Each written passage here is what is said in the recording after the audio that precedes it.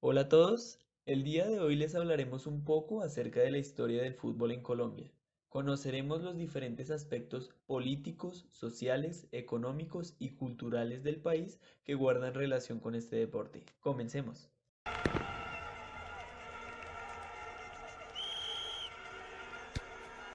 La llegada del fútbol a Colombia se registra entre la última década del siglo XIX y la primera del siglo XX.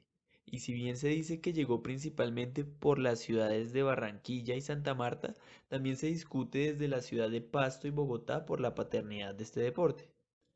Por lo menos en Bogotá, el fútbol llega en la última década del siglo XIX, pero toma relevancia a partir de la primera década del siglo XX.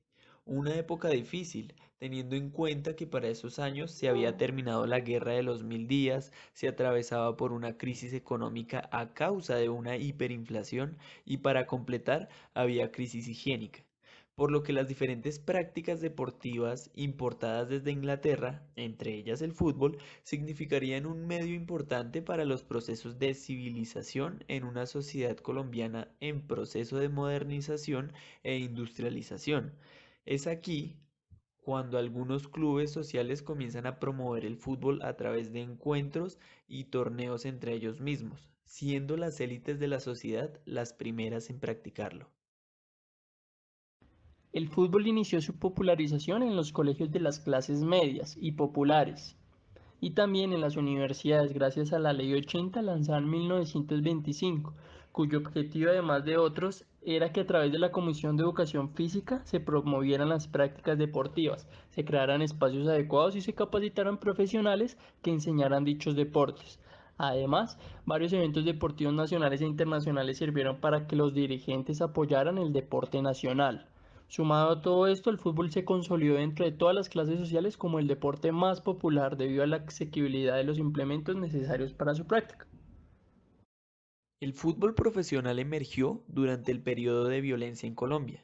El Estado lo utilizó para apaciguar los ánimos del pueblo tras el asesinato del caudillo Jorge Eliezer Gaitán el 9 de abril de 1948.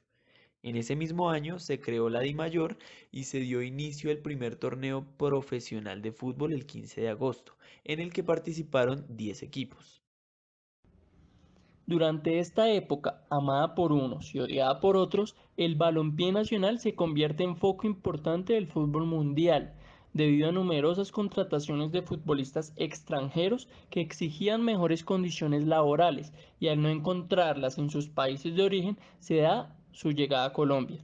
Esto se debió a que la Asociación del Fútbol de Colombia desafilió a la DIMAYOR, por lo que esta última quedó sin aprobación de la FIFA, haciendo el torneo de la DIMAYOR un torneo pirata. Desde esa posición y sin ningún tipo de regulación, los equipos colombianos realizaron negociaciones directamente con los jugadores y no con los equipos, pagando sueldos altamente elevados en vez de pagar dinero en traspasos. Esto resultó con la implementación total del capitalismo en Colombia, ya que de diferentes formas todos los fanáticos querían vivenciar las emociones que transmitía el fútbol, en contraposición a la violencia que iba en aumento. Incluso en las mismas tribunas de los estadios y como actos protocolarios se pedía paz para el país. El fútbol pasó sin pena ni gloria desde el gobierno de Rojas Pinilla hasta mandatos después del interminable Frente Nacional, donde lo único que seguía habiendo era una nula propaganda de promoción por la paz, hasta que en el año 1985 fue utilizado como cortina de humo para ocultar la toma de Palacio de Justicia por la guerrilla del M-19. Para ese entonces no era prioridad transmitir por televisión el torneo nacional, pero debido a lo que estaba aconteciendo, se televisó el cuadrangular final entre Millonarios y Unión Magdalena. Por otra parte, entre los 80 y los 90 el fútbol profesional se vio altamente permeado por influencias de carteles de narcotráfico de las diferentes regiones del país. Esta fue una época en la que algunos de los equipos lograron varios campeonatos nacionales, además de campeonatos y subcampeonatos internacionales. Para finales de los 90 se empiezan a gestar diferentes grupos de aficionados que fueron denominados como barras bravas, ya que según los ciudadanos y las autoridades son grupos de vándalos que cometen acciones violentas y descontextualizadas de lo que debe ser el apoyo a un equipo. Lo que sí es cierto es que estos grupos llevan su pasión por el fútbol a otro nivel, buscando así construir una identidad colectiva en la que se realizan diversas prácticas que van más allá de asistir al estadio.